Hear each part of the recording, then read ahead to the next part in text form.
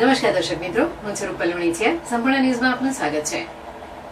શાહ સુદ પૂનમ એટલે કે રક્ષાબંધનના દિવસે ભૂદેવો નવી યજ્ઞોપવિત ધારણ કરતા હોય છે. જે સંદર્ભે તપોધન બ્રાહ્મણ યુવા સંગઠન દ્વારા સંપૂર્ણ શાસ્ત્રોક્ત અને વૈદિક પદ્ધતિથી જનોઈ બદલવા માટે તેમજ નવી પેઢીને જનોઈનું મહત્વ સમજાય તે માટે છેલ્લા 9 વર્ષથી આ કાર્યક્રમનું આયોજન કરવામાં આવે છે.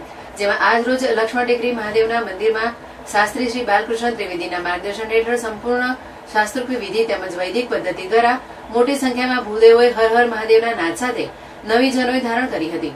આ પ્રસંગે શાસ્ત્રી શ્રી બાલકૃષ્ણ ત્રિવેદી દ્વારા બ્રાહ્મણો માટે જનોઈનું શું મહત્વ છે તે પણ સમજાવ્યું હતું. તેમજ બ્રાહ્મણો ક્યારેય પોતાના પૂરતું સીમિત નથી વિચારતા, તેઓ સમસ્ત સમાજનું હિત વિચારી પોતાનો ધર્મ નિભાવતા હોય છે તથા આજે બ્રાહ્મણો પોતાનું બ્રહ્મત્વ જગાડી રાષ્ટ્ર માટે કાર્ય કરે તે માટે તેમણે આહવાન કર્યું હતું. આ પ્રસંગે તપોધન બ્રાહ્મણ સમાજના પ્રમુખ નવીનભાઈ ત્રિવેદી, મંત્રી હરેશભાઈ રાવલ, વેલફેર ટ્રસ્ટના પ્રમુખ ગિરીશભાઈ રાવલ સહિત મોટી સંખ્યામાં ભૂદેવો ઉપસ્થિત રહી મહાદેવની સામૂહિક આરતીનું આયોજન કર્યું હતું.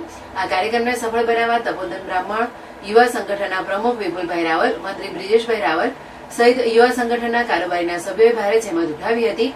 કાર્યક્રમનું સંચાલન વિજય રાવલ ઝલોત્રા દ્વારા કરવામાં આવ્યું હતું. તપોધન બ્રાહ્મણ યુવા સંગઠન દ્વારા દર વર્ષની જેમ આ વર્ષે પણ સમૂહ યજ્ઞોપવિતનો કાર્યક્રમ રાખવામાં આવ્યો. દર વર્ષની જેમ આ વખતે પણ રાખ્યું છે કાર્યક્રમ, અને આ કાર્યક્રમને 10 વર્ષ પૂરા થયા છે. ખૂબ શુભ આશયથી થાય છે. યુવા સંગઠનના સર્વ મિત્રો આમાં ઉમળકાભેર ભાગ લે છે. બાલકૃષ્ણ શાસ્ત્રીજીએ પણ આમાં ખૂબ જ ધર્મ વિશે અને યજ્ઞોપવિત વિશે ખૂબ છણાવટ કરી. બ્રાહ્મણત્વ શું છે, બ્રાહ્મણે શું કરવું જોઈએ, જનોઈ ધારણ કરવી જોઈએ, જનોઈ ધારણ કર્યા પછી આપણા બ્રાહ્મણોનું શું મહત્ત્વ છે અને આપણે શું કર્મો કરવા જોઈએ એ વિશે વિશેષ કહ્યું. અને આજના આ પ્રસંગે તપોધન બ્રાહ્મણ યુવા સંગઠનનો ખૂબ ખૂબ આભાર અને સુંદર આયોજન બદલ એમને શુભેચ્છા પાઠવું. નવીનચંદ્ર ત્રિવેદી, તપોધન બ્રાહ્મણ સમાજ પ્રમુખ.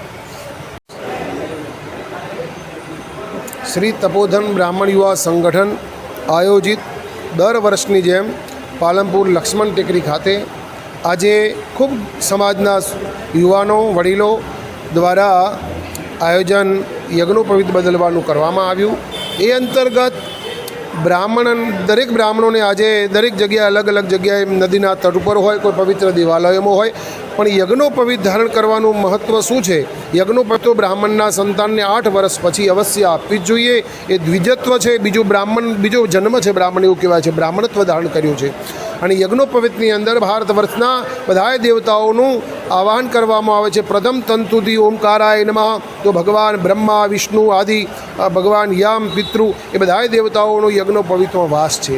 એને ધારણ કર્યા પછી નાભિ કમળમાં એ યજ્ઞોપવિતની ગ્રંથિને રાખવામાં આવે છે. અને બ્રાહ્મણો જ્યારે યજ્ઞોપવિત ધારણ કરે છે ત્યારે એક નવી ઉર્જા, એનર્જી બ્રાહ્મણત્વની, એ ગાયત્રી શક્તિની, સૂર્યની અંદર જેમ શક્તિ છે મહાન, એ શક્તિ એમના એ શરીરમાં આવે છે.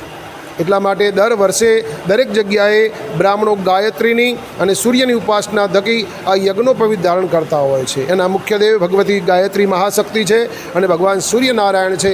આ બંને સાથે સીધો સંવાદથી બ્રાહ્મણો જે કંઈ યજ્ઞોપવિત ધારણ કરે છે, યજ્ઞોપવિતમ પરમમ પવિત્રમ પ્રજાપતિર્ય સહજમ પુરસ્તાદ આયુષ્યમ અગ્રમ પ્રતિમુંચ શુભ્રમ યજ્ઞોપવિતમ બલમસ્તુ તેજ.